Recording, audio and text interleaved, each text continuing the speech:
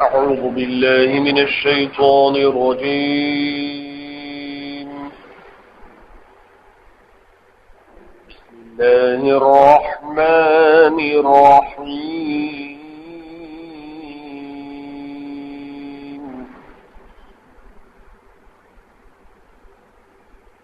ألم تر إلى الذين يجادلون في آيات الله أنى يصرفون.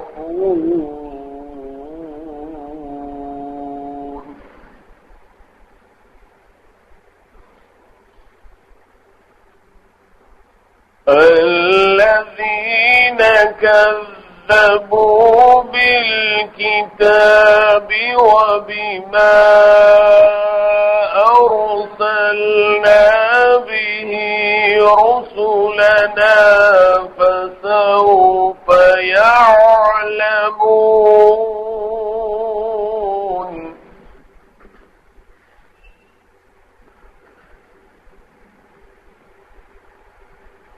إذ الأغلال في أعناقهم والسلاسل يسحبون في الحميم ثم في النار يسجرون.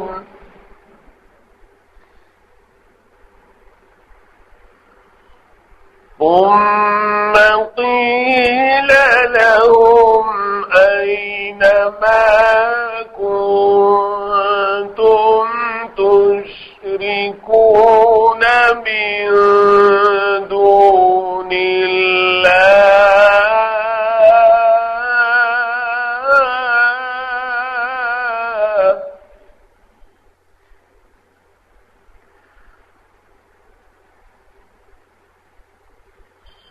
قالوا ضلوا عنا بل لم نكن ندعو من قبل شيئا كذلك يضل الله الكافرين.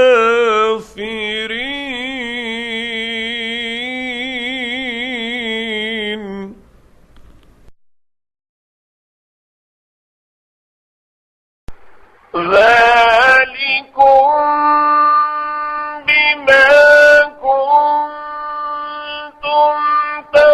تفرحون في الأرض بغير الحق وبما كنتم تمرحون.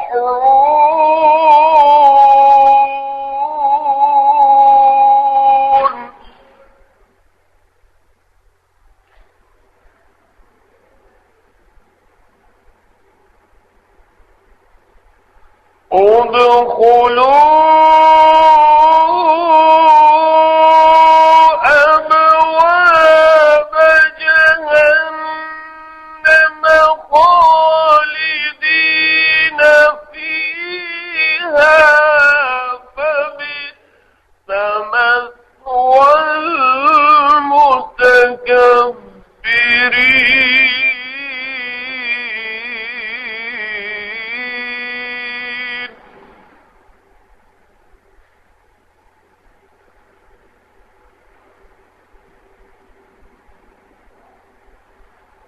فاصبر إن وعد الله حق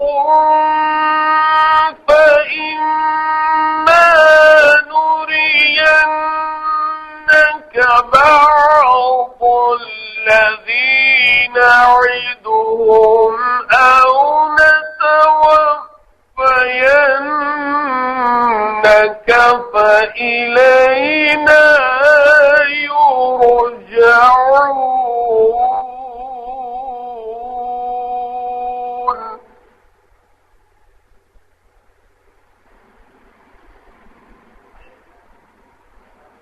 وَلَقَدْ أَرْسَلْنَا رُسُلًا مِّن قَبْلِكَ مِنْهُم مَّن قَصَصْنَا عَلَيْكَ وَمِنْهُم مَّن لَّمْ نَقْصُصْ عَلَيْكَ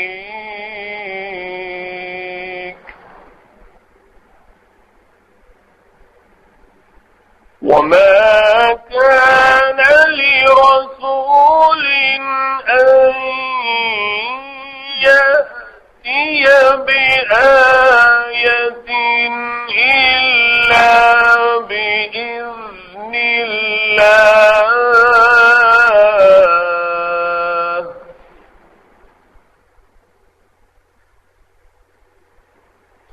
فَإِذَا جَاءَ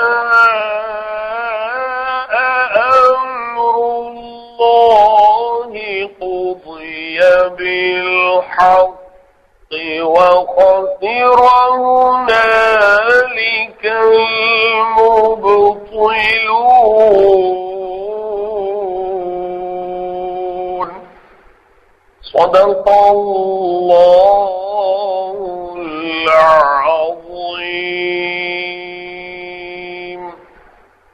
24ویں پارے میں سورہ مومن کی آیات 69 سے 78 تک پڑھی گئی۔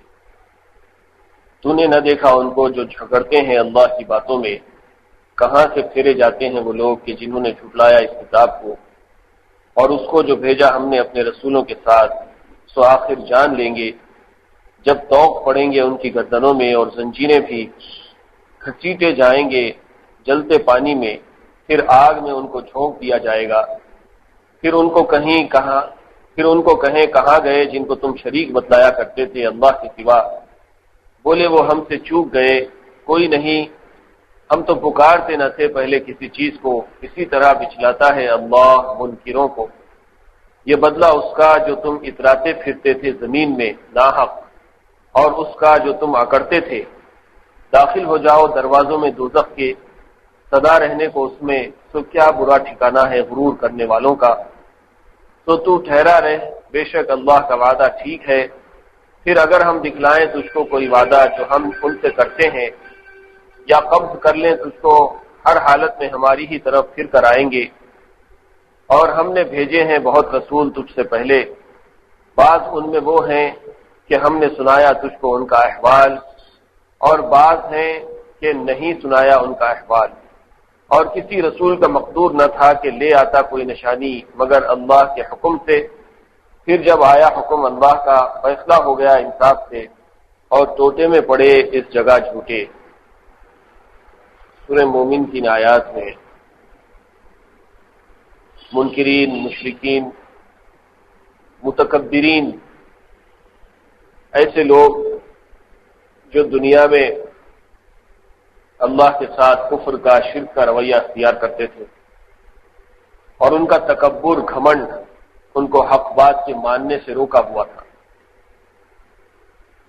جب اللہ کی بات کسی کے سامنے پیش کی جاتی ہے تو حق کا تقاضا یہ ہے کہ بلا چون و چرا سیدھی بات کو قبول کر لیا جائے۔ لیکن دنیا میں انسان جب رہتا بستا ہے اور کچھ اس کی زندگی میں اس کو یہ احساس ہوتا ہے کہ میں بھی کچھ ہوں، میرا بھی کچھ اپنا سوچنا ہے، میں بھی جو چاہوں گا کروں گا، کیوں کسی کی بات کو مانوں، یہ وہ سوچ اور فکر ہے جس کو قرآن مجید نے یہاں تکبر سے، گھمنڈ سے تعبیر کیا ہے۔ حالانکہ حقیقت تو یہ ہے کہ اللہ کی کتاب کے سامنے، اللہ کے احکام کے سامنے، رسولوں کی رسالت کے سامنے آدمی کو سرنڈر ہو جانا چاہیے، سپرد کر دینا چاہیے۔ لیکن اکثر ایسا ہوا ہے کہ پیغمبروں نے جب اللہ کا کلام، اللہ کی بات لوگوں کے سامنے پیش کی تو بہت سارے لوگوں نے، اکثریت نے، میجورٹی نے پیغمبروں کی بات کو جھٹلایا، ماننے سے انکار کیا۔ اور انہی کا وہ حال ان آیات میں بیان کیا گیا ہے کہ یہ لوگ اللہ کی کتاب کو جھٹلاتے تھے اور جو ہم نے ان کی طرف بھیجا اس سے اعراض کرتے تھے، منہ موڑ لیتے تھے، جس کے نتیجے میں اللہ تعالیٰ نے ان کے بارے میں فرمایا فسوف یعلمون، بہت جلد ان کو ان کی اس حرکت کا انجام معلوم ہو جائے گا۔ آیات میں اللہ تعالیٰ نے اس طرح فرمایا ہے کہ الم تر الی الذین یجادلون فی آیات اللہ، کیا آپ نے دیکھا نہیں ان لوگوں کو جو اللہ کی نشانیوں میں جھگڑتے ہیں، بحث کرتے ہیں، تکرار کرتے ہیں، غلط ثابت کرنے کی کوشش کرتے ہیں، انا یصرفون، کہاں یہ لوگ پھرے چلے جا رہے ہیں، الذین کذبوا بالکتاب وبما ارسلنا به رسولنا فسوف یعلمون، جن لوگوں نے اس کتاب کو جھٹلایا اور اس کو جو ہم نے بھیجا اپنے رسولوں کے ساتھ۔ ایک تو کتاب ہے جو رسولوں کے ساتھ بھیجی گئی، اور کیا بھیجا اللہ نے رسولوں کے ساتھ؟ دوسری چیز رسولوں کے معجزات، اور تیسری چیز خود رسول کی تعلیمات اور ان کی سیرت، ان کی احادیث، یہ وہ چیزیں ہیں جو اللہ تعالیٰ نے رسولوں کے ساتھ بھیجی۔ فسوف یعلمون، ان سب چیزوں کو انہوں نے جھٹلایا تو بہت جلد وہ اپنے انجام کو جان لیں گے۔ اذ الاغلال فی اعناقهم والسلاسل یسحبون، جبکہ ان کے گلوں میں طوق ڈالے جائیں گے، گردنوں میں، اور ان کو زنجیروں میں جکڑا جائے گا اور ان کو گھسیٹا جائے گا جہنم کی طرف، فی الحمیم، جلتے ہوئے پانی میں، ثم فی النار یسجرون، پھر ان کو آگ میں جھونک دیا جائے گا، ثم قیل لهم این ما کنتم تشرکون، پھر ان سے پوچھا جائے گا کہ دیکھو یہ جو تمہارا انجام ہوا ہے، تمہارے گلوں میں طوق ڈال کر، زنجیروں میں جکڑ کر، گھسیٹتے ہوئے جہنم میں، اور اس سے پہلے حمیم یعنی کھولتے ہوئے پانی میں تم کو ڈالا گیا، پھر وہ جو تمہارے معبود تھے جن کو تم پکارا کرتے تھے وہ سب کہاں ہیں؟ تمہاری اس بدترین مصیبت میں وہ تمہارا ساتھ کیوں نہیں دے رہے ہیں جن کو تم اللہ کو چھوڑ کر پکارا کرتے تھے؟ قالوا ضلوا عنا بل لم نكن ندعو من قبل شيئا، وہ خود حیران و پریشان ہو کر ادھر ادھر نظریں دوڑا کر اپنے معبودوں کو ڈھونڈ کر کہیں گے کہ وہ تو کوئی ہمیں نظر نہیں آ رہے، پتہ نہیں سب کے سب کہاں چلے گئے۔ اور اصل بات تو یہ ہے کہ ہم نے ان میں سے کسی کو پکارا ہی نہیں، انکار کر دیں گے اپنے معبودان باطل کو، جب وہ وہاں نہیں پائیں گے تو وہ ان کا انکار کر دیں گے، کہیں گے کہ لم نکن ندعو من قبل شیئا، ہم نے پہلے کبھی بھی ان لوگوں کو ذرا بھی نہیں پکارا، ہم نے شرک کیا ہی نہیں۔ کذالک یضل اللہ الکافرین، اس طرح سے اللہ تعالیٰ کافروں کو گمراہ کر چھوڑ دیتا ہے۔ ذالکم بما کنتم تفرحون فی الارض بغیر الحق وبما کنتم تمرحون، پھر ان سے کہا جائے گا یہ بدلہ ہے اس کا جو تم اتراتے پھرتے تھے زمین میں، بڑے اکڑتے تھے، شرک کر کے، کفر کر کے، اللہ کو چھوڑ کر غیروں کو پکار کے اکڑتے پھرتے تھے، حالانکہ تمہاری اکڑ میں کوئی حق نہیں تھا۔ وَبِمَا كُنْتُمْ تَمْرَحُونَ، اور اس کام پر تم بہت اترایا کرتے تھے۔ ادخلوا ابواب جہنم خالدین فیہا، اب ان سے کہا جائے گا کہ جہنم کے دروازوں میں داخل ہو جاؤ جس میں تم کو سدا رہنا ہے، ہمیشہ رہنا ہے۔ فبئس مثوى المتکبرین، کیا ہی برا ٹھکانہ ہے غرور کرنے والوں کا، متکبرین کا کتنا برا ٹھکانہ ہے۔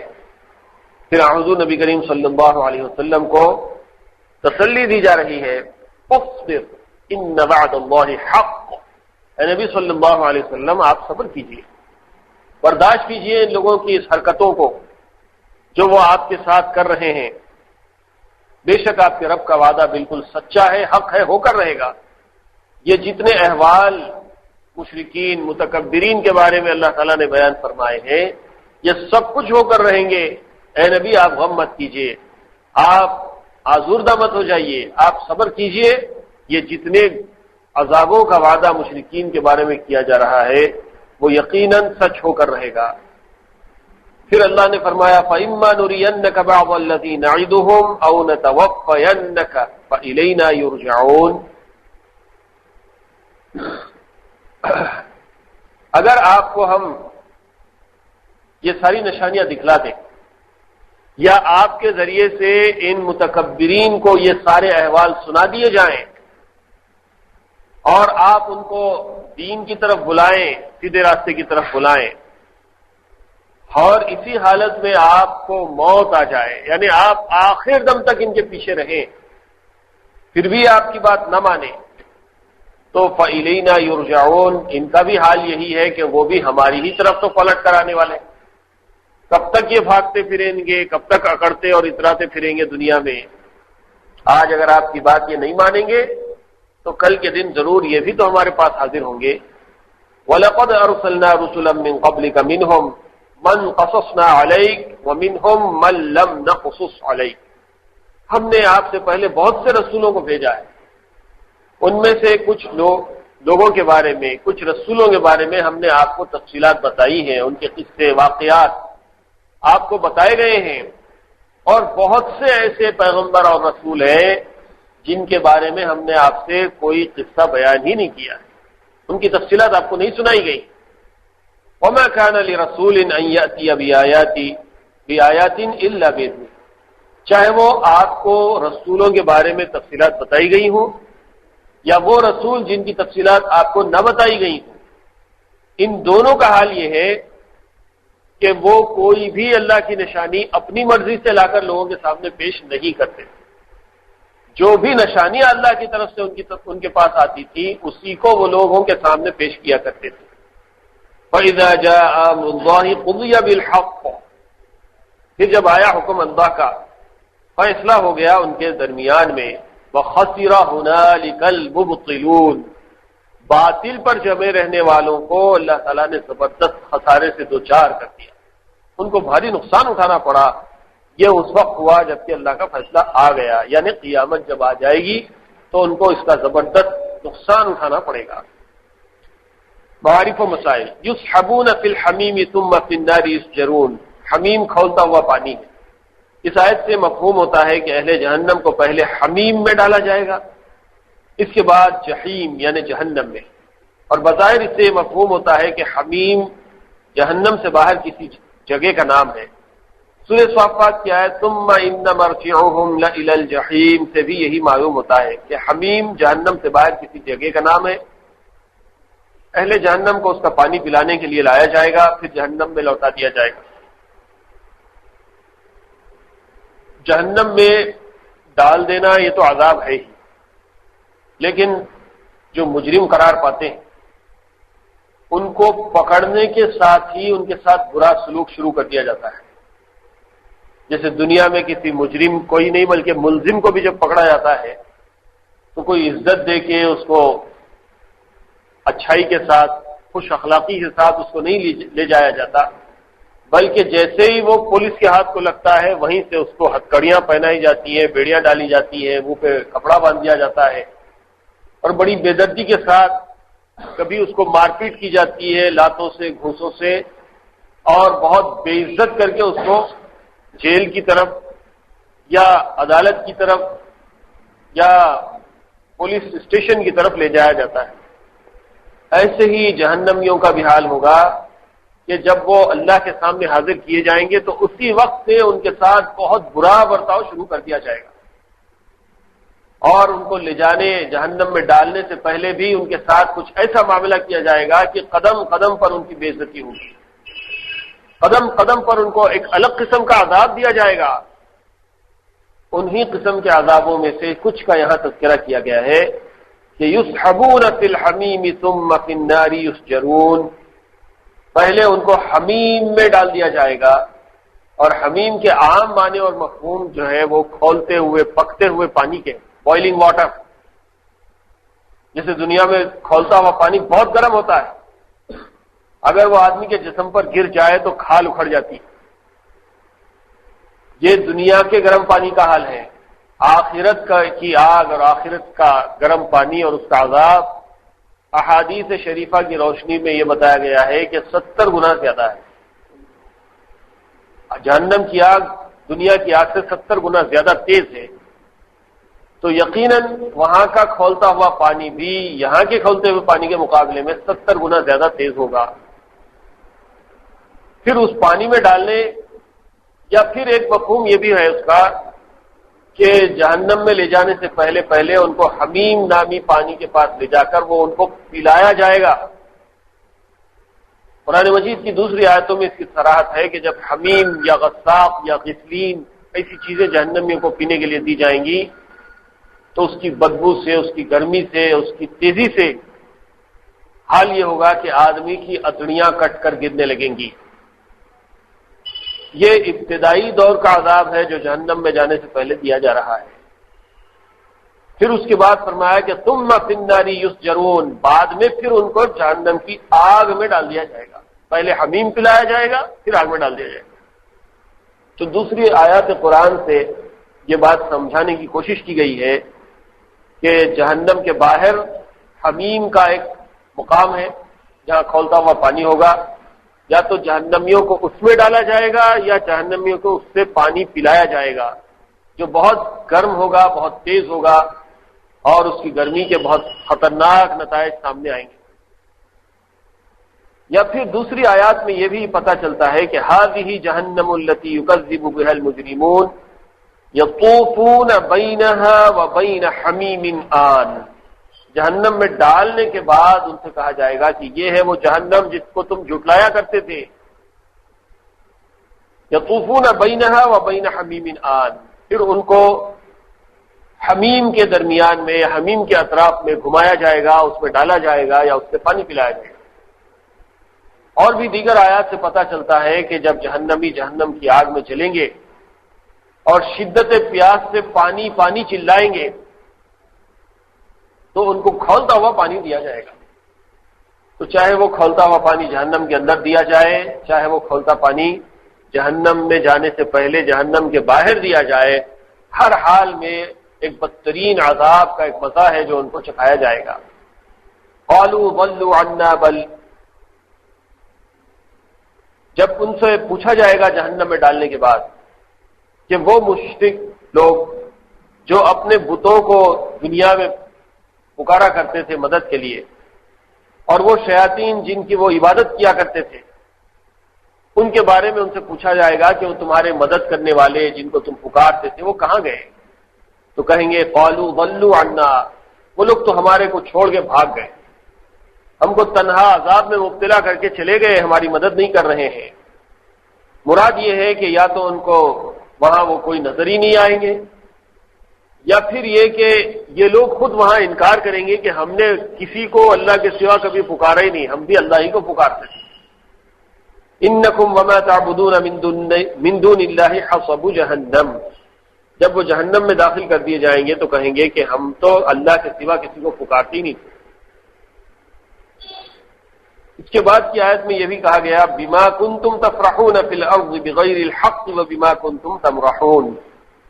تفرحون فرحہ سے مشتق ہے جس کے معنی ہے خوش ہونا اور مسرور ہونا، اور تمرحون مرحہ سے مشتق ہے جس کے معنی ہے اترانا اور مال و دولت پر فخر و غرور میں مبتلا ہو کر دوسروں کے حقوق میں تعدی کرنا۔ مرحہ تو مطلقاً مذموم اور حرام ہے، یعنی اترانا، تکبر کرنا، اپنے آپ کو بڑا سمجھنا، یہ تو حرام ہے۔ لیکن جہاں تک لفظ فراحہ کا معنی ہے خوشی منانا، اس کی تفصیل یہ ہے کہ مال و دولت کے نشے میں خدا کو بھول کر معاصی سے لذت حاصل کرنا اور ان پر خوش ہونا، یہ تو حرام و ناجائز ہے۔ اس آیت میں یہی فراحہ مراد ہے، جیسے قارون کے قصے میں بھی فراحہ اس معنی میں آیا ہے۔ لا تفرح، فرعون کو کہا گیا ان اللہ لا يحب الفریحین، کہ خوش مت ہو، اللہ تعالیٰ ایسے خوش ہونے والوں کو پسند نہیں کرتا۔ فراحہ کا ایک مطلب ہے خوش ہونا۔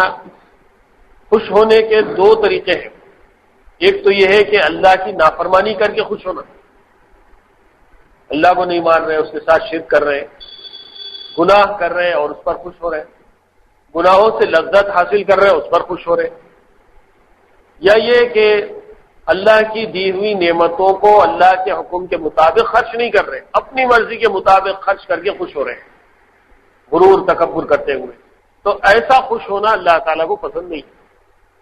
فرعون کے بارے میں یہاں فرمایا گیا ہے کہ فرعون سے کہا گیا جبکہ وہ بہت اقتدار کے نشے میں تھا اور اپنے اقتدار پر بڑا خوش ہو رہا تھا، تو اس سے کہا گیا کہ دیکھ خوشی مت منا، اللہ تعالیٰ ایسا خوش ہونے والوں کو پسند نہیں کرتے.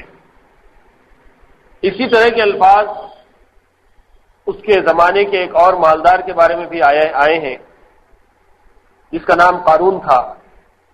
قارون بھی اپنے مال کے نشے میں بہت خوش ہوتا تھا اور اس نے تو ایسا خوشی منائی کہ ایک مرتبہ پورا جلوس نکالا اپنے مال کا، دولت کا، لوگوں کو بتانے کے لیے، اور بہت اکڑتا اتراتا ہوا جا رہا تھا.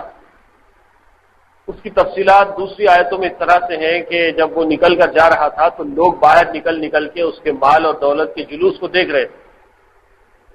ان میں سے بہت سے لوگ ایسے تھے جو آرزو کر رہے تھے کہ کیا قسمت والا آدمی ہے، کیا مال ہے اس کے پاس، کیا پیسہ ہے، ہم کو بھی ایسا کچھ ملتا تو بڑا اچھا تھا، ایسی آرزو کر رہے تھے.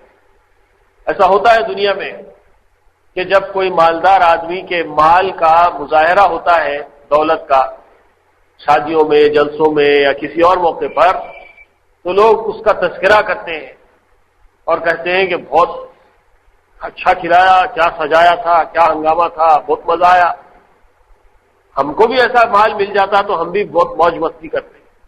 ایسی آرزو آج بھی لوگ کرتے ہیں. تو پیسے والوں کو دیکھ کر غریب لوگ آرزو و تمنا کرتے ہیں. قارون کے بارے میں بھی یہی ہے کہ جب وہ نکلا اپنا مال و دولت لے کر تو بہت اترانے لگا، خوش ہونے لگا. لوگ بھی اس کو دیکھ کر آرزو کرنے لگے کہ ہم کو بھی ایسا مال ملتا تو کیا ہی اچھا ہوتا. لیکن اس کے بعد اللہ تعالیٰ نے اسی مال اور دولت کے ساتھ اس کو زمین میں دھنسا دیا. جب وہ زمین میں دھنسنے لگا تو اس کو زمین میں دھنستے ہوئے دیکھ کر لوگوں نے اللہ کا شکر ادا کیا کہ اچھا ہوا، ایسا مال ہم کو بھی ملتا تو ہم بھی ایسے ہلاک ہو جاتے. اس موقع پر اس سے کہا گیا تھا کہ لا تفرح ان اللہ لا يحب الفرحین، کہ دیکھ خوشی مت منا، اللہ تعالیٰ ایسا خوش ہونے والوں کو، اترانے والوں کو پسند نہیں کرتا. لیکن فرحہ کا ایک مطلب یہ بھی ہے کہ دنیا کی نعمتوں راحتوں کو اللہ کا انعام سمجھ کر اس پر خوشی اور مسرت کا اظہار کرنا. اللہ نے جو نعمت دی ہے اس پر اللہ کا شکرانہ ادا کرنا.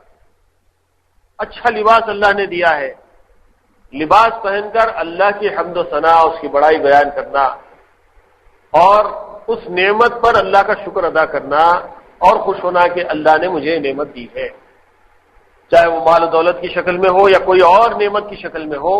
ایمان والا جب اس کو مال دولت ملتی ہے تو اللہ کا شکر ادا کرتے ہوئے خوشی اور مسرت کا اظہار کرتا ہے. وَأَمَّا بِنِعْمَةِ رَبِّكَ فَحَدِّثْ، اللہ کی نعمتوں پر اس کا تذکرہ کرو، اللہ کی حمد و ثنا بیان کرو. تو یہ خوشی منانا مستحب ہے، جائز ہے. مشرک، کافر اور نافرمان جو خوشی مناتا ہے اس میں تکبر، گھمنڈ اور خدا کی نافرمانی ہوتی ہے. مومن اور اہل ایمان جو خوشی مناتا ہے اس میں اللہ کا شکر ادا کرتا ہے، اس کی پاکی، بڑائی، حمد و ثنا بیان کرتا ہے. ایسی خوشی منانا اللہ تعالیٰ کے نزدیک پسندیدہ ہے. فاصبر ان وعد اللہ حق فإما نرینک، اس آیت سے معلوم ہوتا ہے کہ رسول اللہ صلی اللہ علیہ وسلم خوشی کے ساتھ اس کے منتظر تھے کہ کافروں کو عذاب ملے. اسی لیے آپ کی تسلی کے لیے اس آیت میں فرمایا کہ آپ ذرا صبر کریں، اللہ نے جو وعدہ ان کے لیے عذاب کا کیا ہے وہ ضرور پورا ہوگا، خواہ آپ کی حیات ہی میں یا آپ کی وفات کے بعد. کافروں کے عذاب کا انتظار بظاہر شان رحمت للعالمین کے منافی ہے، لیکن جب مجرمین کو سزا دینے سے مقصد غیر مجرم مومنین کو جن پر ظلم کیا گیا تھا تسلی دینا ہو تو مجرموں کو سزا شفقت اور رحمت کے منافی نہیں. کسی مجرم کو سزا دینا کسی کے نزدیک کی رحمت کے خلاف نہیں سمجھا جاتا. جو مجرم ہے، ظالم ہے، نبی صلی اللہ علیہ وسلم بھی یہ چاہتے تھے کہ یہ لوگ ہمیشہ کفر کا، شرک کا، نافرمانی کا رویہ اختیار کیے ہوئے ہیں، چاہے ان کے ساتھ اچھی سے اچھی دلیلیں ان کو بتائی جائیں، معجزات ان کو بتائے جائیں، اچھے سلوک کے ساتھ ان کو پیش آیا جائے، لیکن پھر بھی یہ لوگ حق بات ماننے کے لیے تیار نہیں ہوتے.